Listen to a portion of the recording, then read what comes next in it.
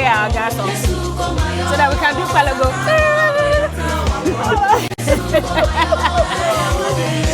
Oh God. Okay. Friday is here. Good morning. Friday. Happiness is here. Ah. Good to be back on your show. How are you guys doing? Tired. I'm a bit under the weather today. I'm not feeling my best at all. Last night was a struggle for me. I almost didn't make it here this morning. I don't know what's wrong. But as a system now, I'm broken hearts and I say. It sounds like testimony time at broken church. hearts today, God forbid. Watch it Never go, again. It sounds like testimony again, time at church. You know? Never. You'll be fine. Never Maybe you need again. to rest. You'll be fine. Yeah. probably Drink a need lot to of rest. Or water. maybe some 6 shots of Wengeze. Meanwhile, okay, you. Oh no, What happened but to the gallon? You finished it? Oh. Wow. In 2 days, hey, God, okay, again. guy. anyway, But you'll be fine.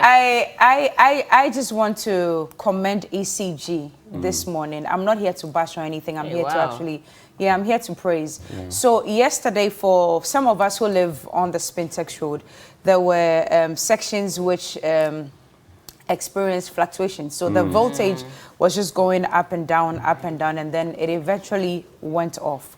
So we placed a call to ECG, and the lady we spoke to, I can't remember her name. I'm so sorry, I should have remembered her name. She spoke so well, and she was very patient. She took in the complaints, and then she said, oh, a few people have also called from the area, so we think that it's a problem, but we have dispatched our men to come and take care of the situation. Now, the old ECG that I know, we would have slept in the dark. They probably wouldn't have cared, and I'm choosing my words carefully. I said they probably wouldn't have cared, but yesterday was amazing. In a span of 30 minutes, the issue was sorted out. But just that the fluctuation lasted for like 3 hours, 3 to 4 hours. But once the complaints got to them and they got on ground, they sorted it out. What was the reason? Was it like a transformer or something? I think so. Something that had to do with the voltage. So ECG, the office on the Spintex Road, especially MF's estate, I think that's where the office is. I commend you so much this morning. Thank you so much I will commend the ECG for coming through swiftly for us. For that and for two things. For taking technology serious, because now you can actually buy credit on your phone and all of that. So for me, that I commend them, and the new neurometers. However, I bought credit on Wednesday. Asa. No, I'm still yet to receive it. Oh, so they told me so. Yet to receive it, yeah, so when you have the prepaid. Yes, and then you pay with your Momo, and then it comes onto your thing. So the first one I bought didn't show, but the second one showed. I got notification that it had failed because of system. So I called, and then they told me that they would give me back my credit. They haven't given back my credit. So I'm sure they're working. After commending you, I'm telling you that you are keeping my money and my credit. Because the question I asked the lady was that if you're telling me that the system is what is not able to deliver the credit, I sent you money through the same app that the system accepted. So why is it becoming difficult for you to send me my credit, you know, on that score? And then another passionate appeal to the ECG. When we call 0302-611-611, which is your helpline, we believe that at this point it should be toll-free. Please learn from Ghana Water Company and let it be toll-free, because sometimes when we call you, it's not toll-free. And I used to fight with Stanley Mate of Ghana Water over it until they did the toll-free number. I mean, we are calling to share with you whether somebody is doing an illegal connection, some power is fluctuating somewhere, to help you improve the service for all of us to benefit for your profitability. So at least 0302-611-611, make it toll-free, so that when we call and you ask us to hold on or call back with the complaint number to go and confirm whether technicians are working on it, it's not a problem. But I commend you for digitization. But I say you are keeping my credit. So, yes, please. And I just want to also remind them, so that 59 million Ghana cedis, you know, loss, that's the ECG incurred, because there were some conductors and meters that were bought and left lying down for like 5 years or so. What we're waiting for, because we're told that the Auditor General's report, well, Parliament has to sit so that they go through it and then they proffer sanctions and solutions. So we're waiting for that. But I do also hope that the leadership of ECG especially will just be a bit more vigilant so that some of these issues will not occur. We cannot be spending that much money and allowing it to go waste. So that's just a quick one. I must say that somebody from ECG has just sent me a text, Mr. Isaac Ashong, said I should send a notification so he works on it. So, see, a notification, I'll send it right. Well, but so your problem is being sorted out. So don't take my money next time. Please give us back our money. We want it back. But I just want to say good morning, a special one. Yesterday, Johnny and I were at the Nsawam prisons to have an interaction. Not as convicts, please. Thank you. Oh, otherwise, we wouldn't have come back this morning. But I can tell you for a fact that I was so scared because Johnny and Daniel scared me. They told me that if you lose your ID card, Charlie, you'll be stuck in there. Of course, I played out. It played out there. Well, yes, they did. But it was because we went to the male prison. So. Yeah. But I want to say thank you so much to DDP Samo Owusu Amponsa. He's a regional commander, OIC. And, well, he's in charge of the Eastern Regional Prison Service and also the head at the Nsawam prisons. Yesterday, he received us so nicely. He gave us the opportunity to enter his office, sit down, have a chat.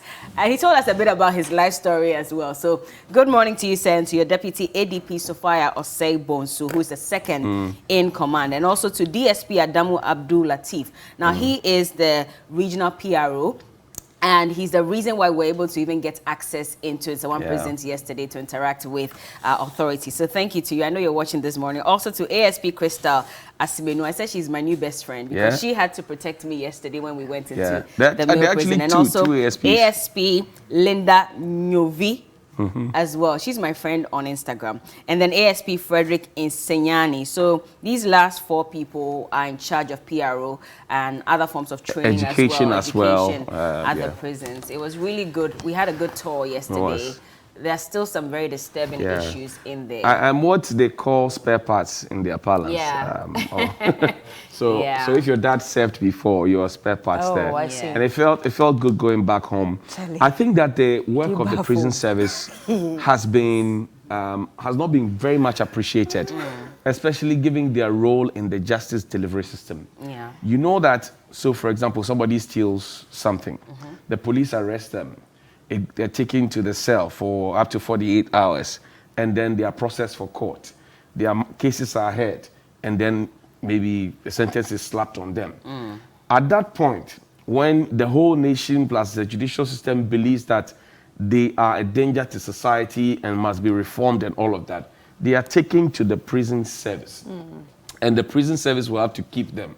So now, yesterday we saw for ourselves that there was a tall list of needs that they deserve to be given. And I must say that pretty much has not changed since I was a boy when my father was driving PS5. Pretty long ago, nothing really much has changed. And the kind of attention the kind of role they play and the attention that they are getting is not commensurate with the work that they are doing. For example, we realized that this Agenda 111, which is big, the police have an hospital. The military does have an hospital. The prison service does not. They share the same hospital with the prisoners. Exactly. A very small place. Can you imagine, for example, that with all the, thugs that came to herald the launch, or if you like, sword cutting for Agenda 111, just one of those hospitals is given to the prison service to say, this is also your hospital, like 37, like the police hospital. This is your hospital. Just one of them. Just one of them.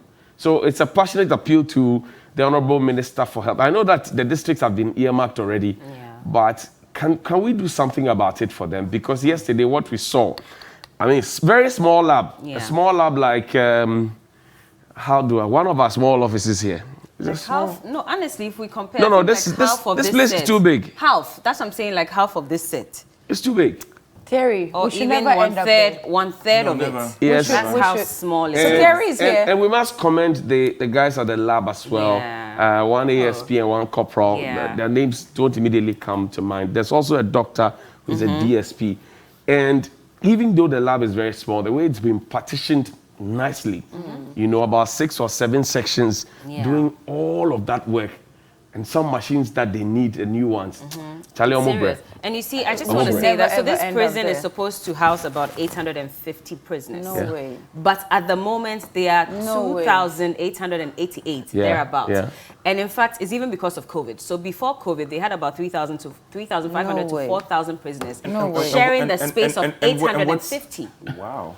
And so the capacity is supposed to be around 800. 850. And I'm told they are supposed to feed on one cedi 80 pesos. So that's the reason we see pictures and videos of them, you know, lined up like sardines. Exactly. Yeah. But how are they supposed to feed on one cedi 80 pesos? It's sad. Now something that not just a meal. No, the entire day is one cedi 80 pesos. What are you talking about? Oh yes. So in the morning you drink hot water, in the evening. Even kinky. How much is kinky? Kinky is 2 cedis.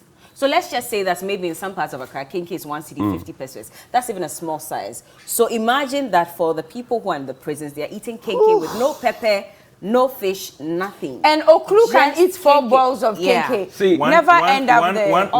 Never. In terms of food, one of the darkest periods for anyone who is been through the education system here in Ghana is SHS. Boarding how house. you'll be talking about rice and gas and all of that. And you look back. No, I'm just making a point. Okay, I don't know what school you attended, but I'm just saying. So you look back. You look back to those days and you're telling yourself, those were like dark days, man. I mean, you were never looking forward to dining. The food was not great. Just imagine 1 cedi 80 pesos in this economy. An entire day. So you know that because of that, the guys at the secondary prisons also, they demonstrated not so long ago asking for it. Now, even the 1 cedi 80 pesos, I suspect that it will go through the hands of a contractor.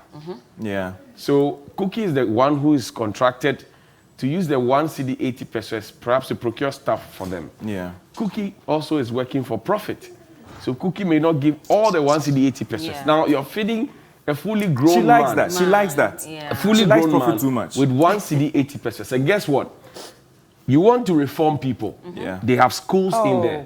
They have computer labs in there. Hospitals. They have people who are doing the distance education at the UCC. For example, in the prisons, you are not feeding them well, but you want them to learn. Yeah. You get the point. You want them to be reformed. Yes, they have to be reformed. How could they come back into society reformed? So when they've been hungry for months, 8 years. Yes. Look, anybody who is managing a prison facility in this country is a magician. Charlie, big ups to you. Anybody who is managing a prison facility in this country is a magician. Because for a facility that's supposed to be for 800 people, and now over 2,000. You have more than 2,000, almost 3,000. 2,800. Same facilities, same space, same number of officers. Not right on any level. Same everything. It's heartbreaking. 1 cedi 80 pesos. And I feel sorry for especially the officers, like you're saying, because again, this same hospital does not only serve the prisoners, it serves the staff. So the prison service staff and their family members, plus civilians. Plus civilians. So civilians also go. So for example, you go to visit somebody in the prisons, and you have a BP or something. You see your relative, and the way he's looking, you are shocked. Your BP shoots up. That facility is where you go in. That small facility. Yes. And oftentimes they're treated for free. They're treated for free. So you're asking yourself why they don't have that. Why up until now we still have 1 cedi 80 pesos for. And when we say some of these things, it is downplayed at many different high places, which for me is a big shame. This morning, somebody will take his girlfriend to go and eat at one of the big restaurants. And they will pay not less than 600 cedis for 2 of them, and they will even leave some of the food on the table. This morning. But this same morning, you are expecting a fully grown man, which is why the advocacy for non-custodial sentences is very key. It is. Because you're putting the people there. And most of the diseases that they are getting is because they are malnourished. They are malnourished. To think that they are innocent. And to think that not all of them are guilty. Exactly. There are most people in prison who have gone there for the flimsiest of reasons in people Ghana. Who are on remand, so for 10 years. Their cases are still remand for 10 years. Somebody stole a goat. On remand for 10 years. Their cases are under trial. Now, such a person is under trial. He has not been proven guilty yet. But he's been already there for 10 years. the pain and anguish that they are going through It's not. I mean, imagine if you have been put into a condemned cells.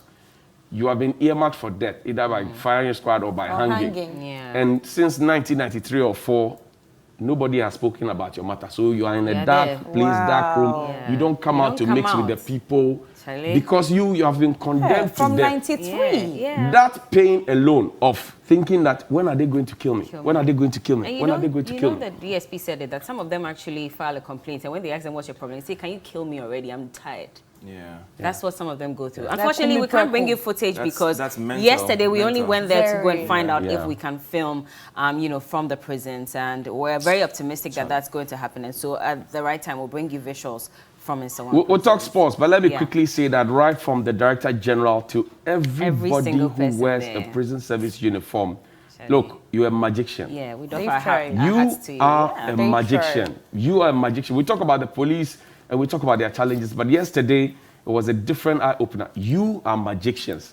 How you feed fully grown men like Thierry with 1 cedi 80 pesos a day, you are a magician. Also the ODD. Oh, and that's how we are very huge. Yes. Very huge. So yesterday, Thierry was actually sending someone for coffee, and then you go, they should bring you 3 sachets of the 3-in-1. How did you hear that? I heard that. Why you drink your How coffee did she from hear that? I drink your coffee from They the should bring bucket. you 3. He said they should bring you. He said they should bring you 3 or 4 sachets because he would drink a lot. Buckets with a straw. Sorry, let's talk sports, man. Yeah, Messi is trending. Why is Messi trending? There's so much to talk about in sports. I don't even know where to start from. But let's start from here. Okay. So can you imagine the Black Stars playing against South Africa? And you know how we've been advocating, the Monday. The previous one. And then we've been advocating for the local players to get an inclusion, to be selected. And not just selected, but to also play the game. Guess what? So Fatau, a Hearts of Oak player. No Dauda. Oh, okay. So Fatau is selected. Yes, no. There are so many Fataus in the national pool, but yeah. We only know Dauda. So Fatau is selected. He gets to play against South Africa. Doesn't exactly have, a good game.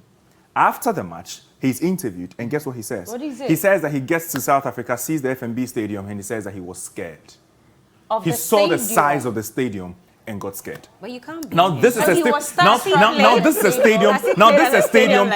stadium that did not even have fans in there. Imagine a full capacity. I'm sure the guy would have just collapsed on the pitch. Yes, but please understand. I'm sorry, but everybody's first time. Do you know what this does? You feel something. Do you know what this does? This hampers the future call-up of another local player in high-profile games like that. They will scare you with the stadium. Because you see, now he's giving. Honest, we'll say that they're also not being honest. My point is, you're a professional footballer. So you see, it's the fault of the GFA. It's his fault. I blame everybody involved because the GFA actually have a psychologist following them for these high-profile games. My thing is, how are these players? So he was speaking to, and he was still. What if they provided counseling?